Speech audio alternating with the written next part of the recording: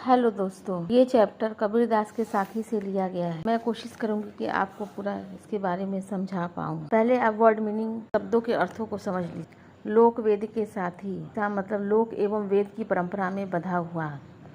थ मतलब से। दीपक दिया हाथी, इसका मतलब ज्ञान रूपी दीपक दे दिया। सतगुरु मतलब गुरु। पीछे लागा जाई था लोक वेद के साथी, आगे मैं सतगुरु मिलिया, दीपक दिया हाथी।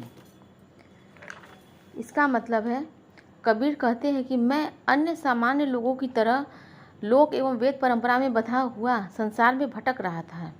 जैसे आजकल लोग माया मोह में भटक रहे हैं, उनका मन बाहरी दुनिया में ही भटक रहा है। मार्ग में सामने से गुरु मिल जाए जिन्होंने मेरे हाथ में ज्ञान रूपी दीपक दे दिया, अर्थात सद्गुरु ने ज्ञान प्रदान किया। जब हमें गुरु का ज्ञान मिल जाता है तो हमारे भीतर का सारा अंधकार मिट जाता है और अंधकार में गुरु का ज्ञान रूपी प्रकाश फैल जाता है। फिर हम खुद पे निर्भर हो जाते हैं, हमें किसी के ऊपर निर्भर नहीं होना पड़ता। दूसरा है, कबीर बादल प्रेम का हम पर बरस्या आई, अंतरी भीगी आत्मा हरि भई वनराई। पहले वर्ड मीनिंग समझते हैं। बरस्या मतलब बरस पड़ा, आत्मा मतलब आत्मा सोल, हम परी मतलब हम पर, वनराई मतलब समस्त विश्व।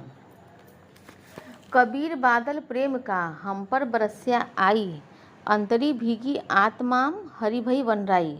इसमें कबीरदास जी कहते हैं, प्रभु अथवा गुरु के प्रेम एवं कृपा का बादल हम पर बरस गया। उसके प्रेम से हमारी आत्मा मंत्रमुग्ध आनंदित हो जाती है। इस आनंद से संपूर्ण वनराई, संपूर्ण विश्व भी हरा भरा हो जाता है और हमारा मन आनंदित हो जाता है। हम एकदम आनंद से भर जाते हैं। तीसरा दोहा है, बांसुरी सुख ना रैणी, सुखना सुखी सुपने माहिम, कबीर बिछुटिया राम सु, ना सुख धूप न छाई। बांसुरी मतलब दिन, सुपने मतलब सपने में, रैणी मतलब रात, बिछुड़िया मतलब बिछुड़ने पर। इसमें कबीरदास जी स्पष्ट करते हैं, ईश्वर से बिछुड़ने पर जीव को कहीं भी चैन नहीं मिलता और न ही रात में न धूप में सुख मिलता है। वो हमेशा ही वो भीतर से व्याकुल बेचैन रहता है, उसका मन कहीं भी तृप्त नहीं होता है, उसका मन संसार से विमुख हो जाता है और वह इंसान तड़पने लगता है ईश्वर को पाने के लिए। पांचवा है, मुआ पीछे जिनी मिले कहे कबीरा राम, पाथरा घाटा लो सब तब पारस कोड़े काम। इस विसाखी में कबीरदास जी कहते हैं, ईश्वर से बिछुड़ने पर इंसान को कभी भी चैन नहीं मिलता,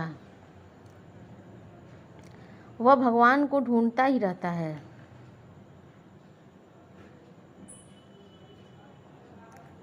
भाव यह है कि ईश्वर को बिछुड़ने पर जीवात्मा को कभी चैन नहीं पड़ता और उसकी अंतरात्मा बेचैन रहती है। उसके आगे कबीरदास जी कहते हैं, ईश्वर से प्रार्थना करते हैं, प्रभु यदि आप मुझे दर्शन देना चाहते हैं तो मरने के बाद दर्शन देने के बजाय उसे पूर्व ही मिल जाइए, क्योंकि पारस पत्थर की तलाश में पत्थरों से रगड़ते रगड़ते जब लोहा ही खत्म हो जाएगा तो पारस पत्थर के मिलने का क्या फ़ायदा। इस शरीर में रहते ही हमें ईश्वर को पाना है, जब शरीर ही नहीं है तो उसके बाद भगवान को मिलने से हमें कोई फ़ायदा नहीं है। इसलिए इस शरीर में रहते ही ईश्वर कौन है, परमात्मा कौन है, उनके स्वरूप को हमें जान जाना चाहिए, तभी हमारा जीवन सुखमय हो जाएगा।